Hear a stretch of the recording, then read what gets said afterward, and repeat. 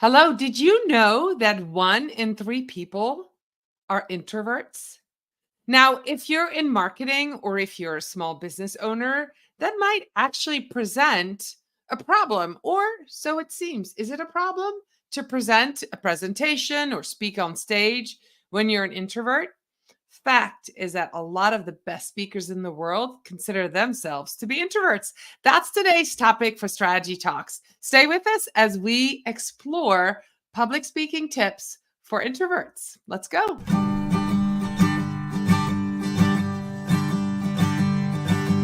Let's strategize together.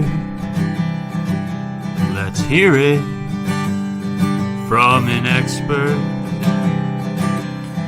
Join the conversation, it's informative and free. You and me, let's talk some strategy.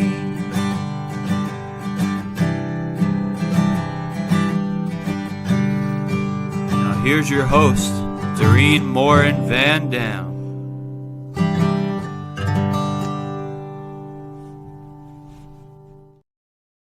Hello, everybody. Welcome back to another episode of Strategy Talks. Today, we're going to talk about what it's like to be up on stage or have to present at work as an introvert, right? 1 in 3 people consider themselves to be an introvert, and that might pose some problems. But before I introduce you to today's guest, I want to welcome those of you who are here today live with us. Make sure you let us know in the comments where you're joining us from. If you are watching us on the replay, we appreciate you putting hashtag replay in the comments so my guests and I can both answer questions if you happen to have any. And last but not least, for those of you who listen to Strategy Talk as a podcast, we want to do a quick shout out and welcome to all of you as well. So without much further ado, onto the stage, please welcome my daughter, Janneke Clever. How are you today, Janneke?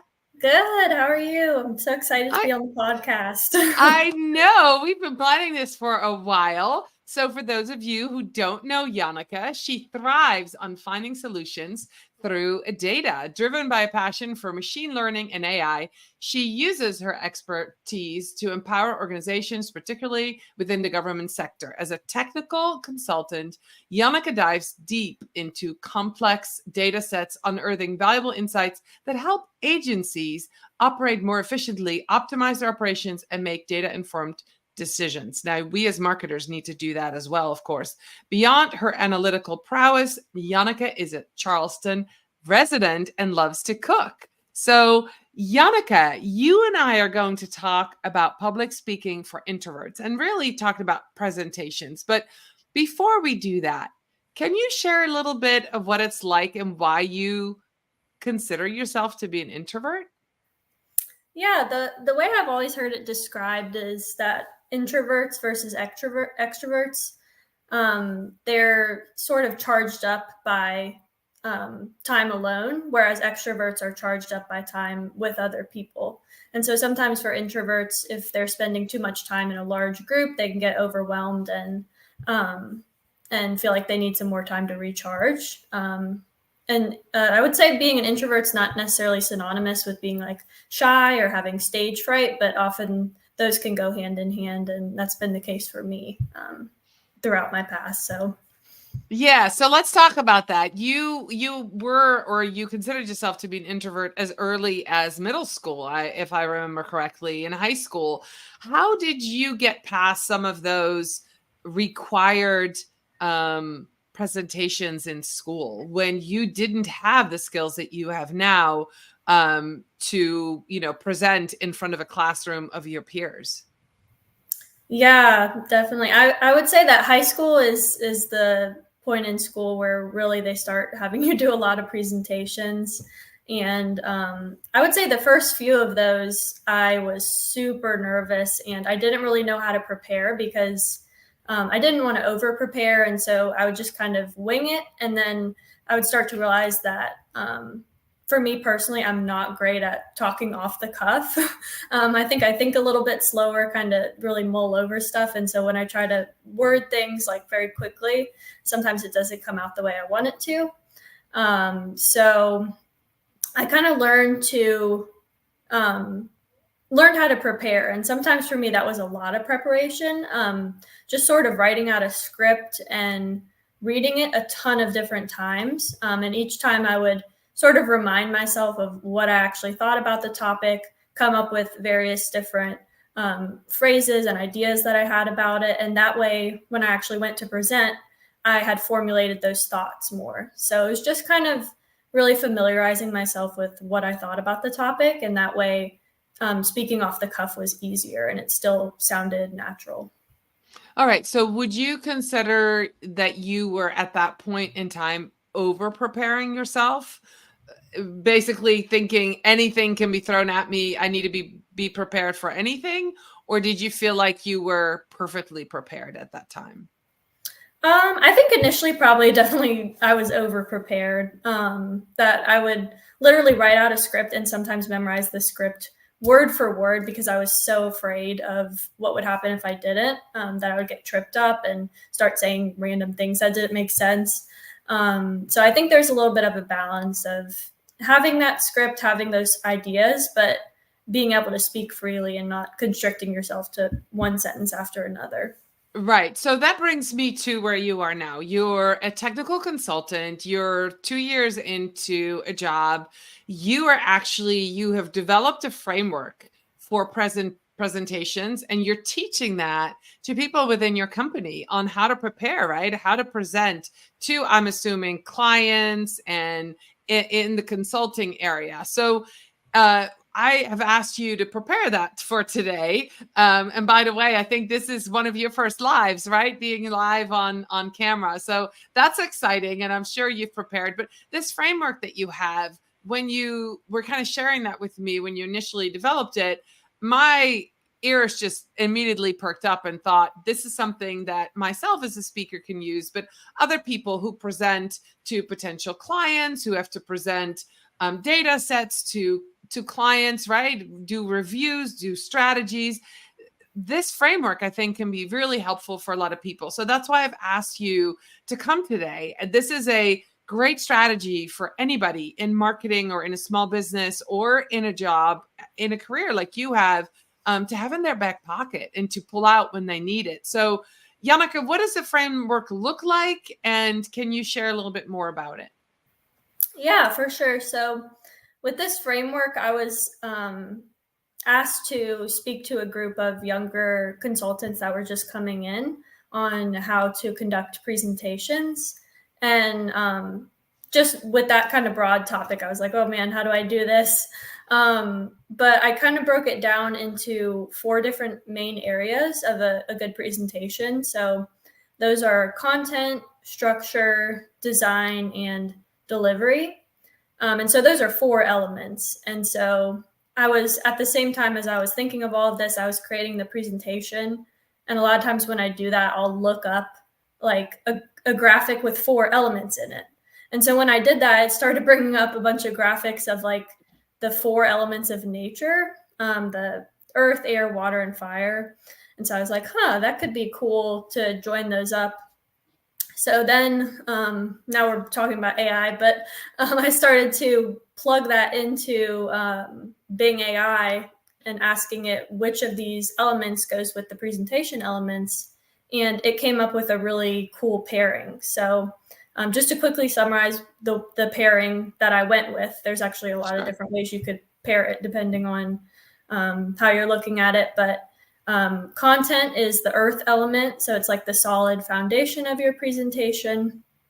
And then we have 3 elements that are helping us really boost up our content. So those would be structure, which is like the air element because it's not seen, but it's very important in holding everything together and keeping things moving. Then we have design, which is the water element, and that's because it's the fluid element. And then lastly would be delivery. And that is our, probably as you could guess, the fire element because it's what brings the passion to the presentation. So yeah, a lot of times to teach something like that, it's fun to have a little memorable thing. So that was what I came up with. Okay. So how do you put that into practice? When you teach somebody, let's start with the first piece, the earth, right? So that's your content.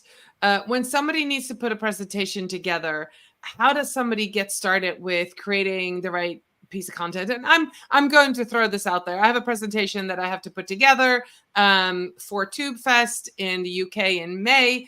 I know the topic really well because it's going to be talking about being visible as a small business owner, which is really what I'm doing right here in Strategy Talks. So I have to put together a piece of content for about 45 minutes that I'm going to present to other small business owners. Where do I start?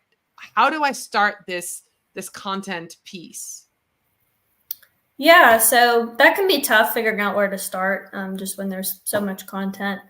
But kind of the recommendation that I was giving was to start with the why. So probably that sounds cliche, but just thinking of what exactly that you want to teach the people you're presenting to, what you want them to take away, and then build backwards from that. So what kind of content is going to push forward that message and bring that across. And then you can kind of add that to your document, and from there figure out how to structure things.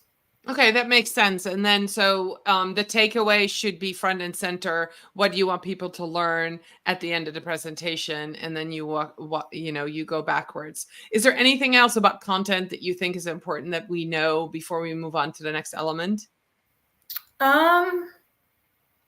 I wouldn't say so. I think content is definitely the most important, just because it does tie into that why and the goal.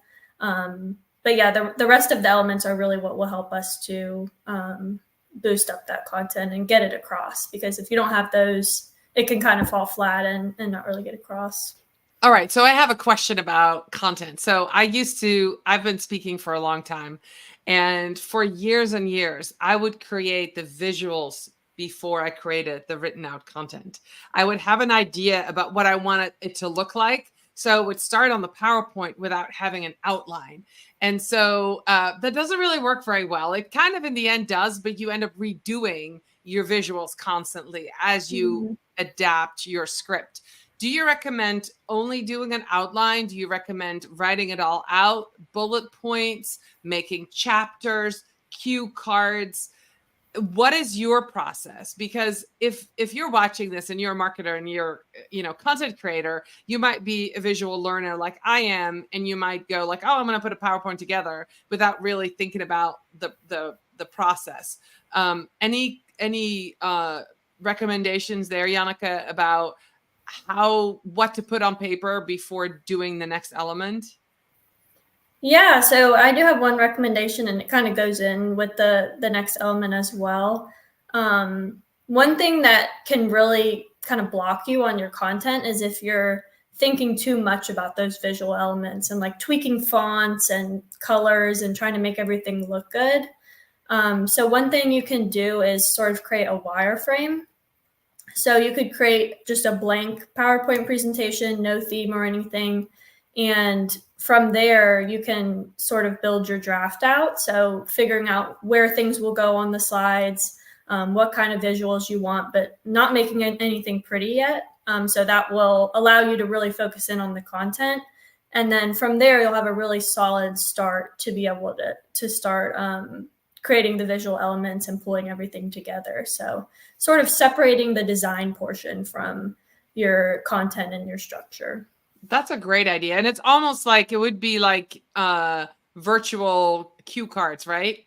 Because if they're just blank, okay, so that makes a lot of sense. If you're like me, an auditory learner as well as a visual learner, you'd write them out on little sticky notes and put them in an order. But if you're going to work online anyway and you're going to do a virtual presentation, you can do blank ones in a PowerPoint presentation or whatever tool you use to create the presentation. Okay, so we've done the content, we have the wireframe. What's next? Yeah, so the wireframe pretty much covers the structure portion. That mostly entails just like making sure that everything flows properly and sort of having your introduction and then your body, which has consistent elements. So trying to keep the same header format and like same points in the same slides that are similar. So for example, if I had slides about the elements, having listing what the element is on each one, and then tips, and sort of having that consistent format so that the person knows what to expect and they're not pivoting as you're going from slide to slide. But from there, we would move on to the design portion once we have all of the content and the structure in place. Okay, so I am somebody with flamboyant colors. I love orange. I love green. I'll throw everything at the kitchen and the kitchen sink at it. I want color. I want design. I want graphic. But what I learned at the last presentation that I created, I did black and red on a white background, and it just popped, and it was brilliant. So I'm thinking, just like any other design and any other designer, we don't have enough white space, right, in these presentations oftentimes. Is that one tip that you have for everybody? Don't make just like now, if you're watching this, not for those listening, but if you're watching Janneke and I on screen, the background is navy blue. There's an orange stripe at the bottom because those are the colors of Morin Media. There's a button on the right bottom that says Strategy Talks Live in red. And so it's very visual. But if you want attention to the words and the content, you need to leave some white space, correct?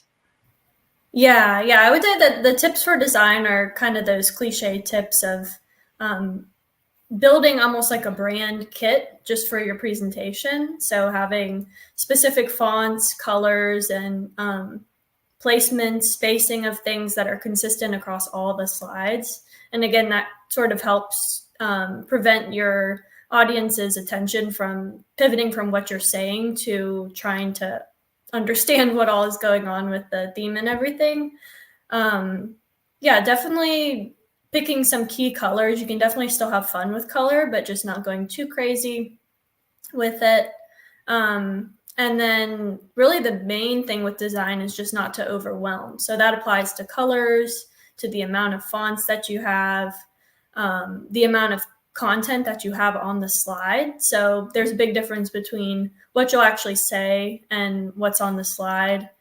Some people will create rules of like 2 words per bullet point and 3 bullet points or something like that. I don't think it needs to be that specific, but just leaving something there in terms of the design for you to be able to contribute as the speaker. Like you don't want I want you to say that again. I want you to say that again for those who weren't listening. So everything you're going to say does not need to have to be on these slides. Say that you said it beautifully. Leave some, only put on the slides so you give them the idea about what you're going to say, correct? Yeah, you want to leave something for yourself to contribute as the speaker. So giving them little hints of what you're going to say, but not putting everything on the slide, because what that can do is sort of draw their visual attention to what's on the slide, and that may distract them from listening to what you're saying. You really want the visuals and the words on the slide to enhance what you're saying, but not distract from it. All right. That's really good. And I think that for those of you listening, for those of you watching, you have been in presentations before and even seen people on stage that literally stand there and look up at the screen and read their slides. This is a great segment into the 4th element, right? Yeah. Yep. So the 4th and the last element is the delivery. So that's where you really want to bring the fire element and the passion to the presentation. So the number one tip is don't read your presentation and don't put everything you're going to say on it, obviously. And this is what I heard a speaker coach say years ago is you can give the slide deck to anybody to remind them of what you have said afterwards. But somebody who gets your slide deck, who's never heard you speak, should not be able to get the whole story out of it without you. You need to give them enough that they want you to be there to deliver the talk. If you give them everything in your slide deck, they don't actually need you. Is that kind of how you put your presentation together? Yeah, that's definitely like the rule of thumb. You don't want it to be able to stand alone. Okay, so let's talk about delivery, because as an introvert, I think that's probably going to be the hardest thing. Now, you talked about in high school that you were overprepared. You're now in a professional setting. You do a lot of presentations. How do you prepare? Say how far in advance? Let's talk about how far in advance you start practicing, getting ready. What do you do like a day before, an hour before? Can you talk a little bit about your process? Because I think this is really where people are going to get some good ideas from you. Yeah, agreed. Definitely delivery is the hardest part if you consider yourself to be a little bit afraid to speak or give presentations. For me, yeah, definitely my approach has changed throughout the years. Initially, as we were saying, I was really over prepared and I wasn't reading, but I literally had the script in my head because I was so nervous. That's not to say I don't still get nervous. But I have sort of a different approach. So as far as you were asking about the timelines, that varies. And especially in professional settings, sometimes there is a short timeline. So you have to be able to still bring your strategy on a shorter timeline. What that looks like now for me, I kind of wrote it down and phrased it as rehearsing until you're comfortable. So not memorizing, but as I was saying early on, sort of speaking out loud to familiarize yourself with what you think about the topic. So that's especially good if you don't consider yourself to be somebody who really speaks off the cuff. If you verbalize your thoughts about the topic and speak over the specific slide, then you'll really sort of get a good little, how would you call that? A group of different things you could say for that slide, basically. And you can cycle through those. Yeah, it's almost like you create a word cloud for that, and if I'm thinking visual, like create a word cloud for that specific slide. So then no matter where your thoughts have gone, all the words, you're familiar with the words, and you're able to say that. And if you're a speaker, if you're a presenter, if you're watching this, listening to this, you know that you can give the same presentation 5 different times, not the same words come out every single time. There might be a series of slides that afterwards you think of a joke you could have put in there, or you tell the story just a little bit different, or you forget the last sentence that you were going to say about this slide. And that's okay, as long as the essence of what you're trying to teach or the point you're trying to make comes out. That's kind of what you're saying, right? Yeah, exactly. And another good part about that is when you do that, it can really help ease your nerves, because of course you're going to be a lot more nervous if you go in and you have no idea what you're going to say, or you feel sort of underprepared. The more you prepare, the more comfortable and confident you're going to feel. And that's been a key thing for me because of getting nervous with public speaking or presentations. The more I can rehearse it, the more I'll be comfortable and really just know my thoughts on what I'm trying to say. All right, let's get specific. Rehearsing until you're comfortable. What does that entail for you, Janneke? Does that entail standing up in front of a computer and doing it out loud? Does that mean in your head? Does it mean recording yourself and listening? How do you rehearse? Yeah, and any of those would be good ideas. For me, I typically jot out like a rough script, but sometimes I'll write out the exact script and then I have to stop myself of like, put it into bullets. Don't put exact wording of how you're going to say it, because that's going to sound too scripted.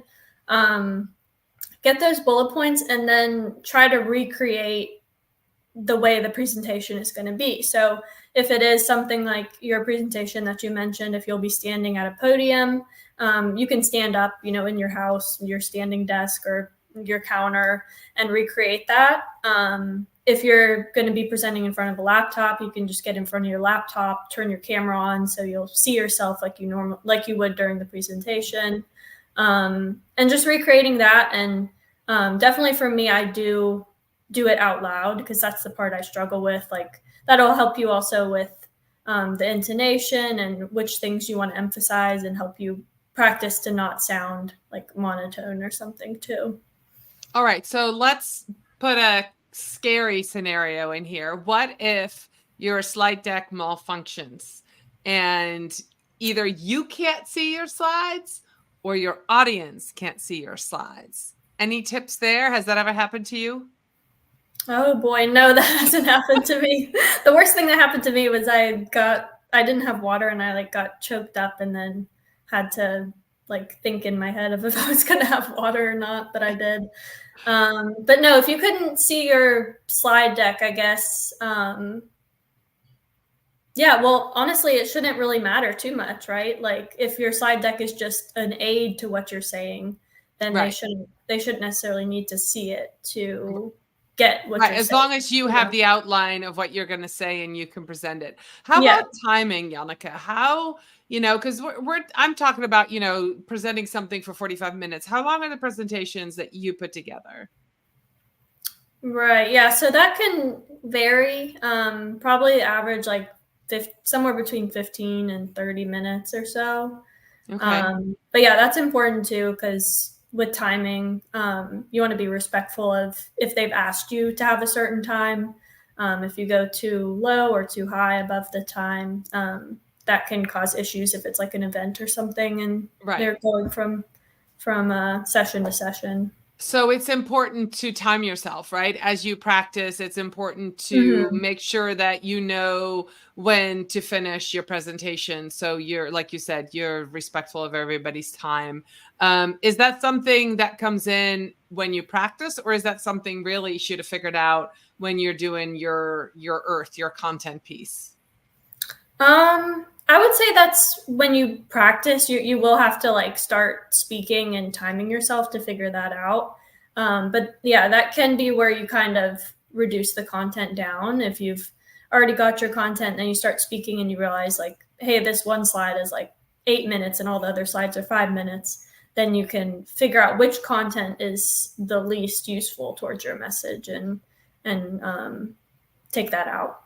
Okay, so we're almost done, but I've got a question. What is your favorite, or what are your favorite tools for creating these presentations? What are you using? I mean, you're young, you're in the field. What is it that what are some of the tools that you use to put it together, start to finish? If you want to just rattle them off, I'll make sure they get in the show notes. But what do you use to write the content, to create the content, to do the outline, to record, to present? Can you talk about that real quick?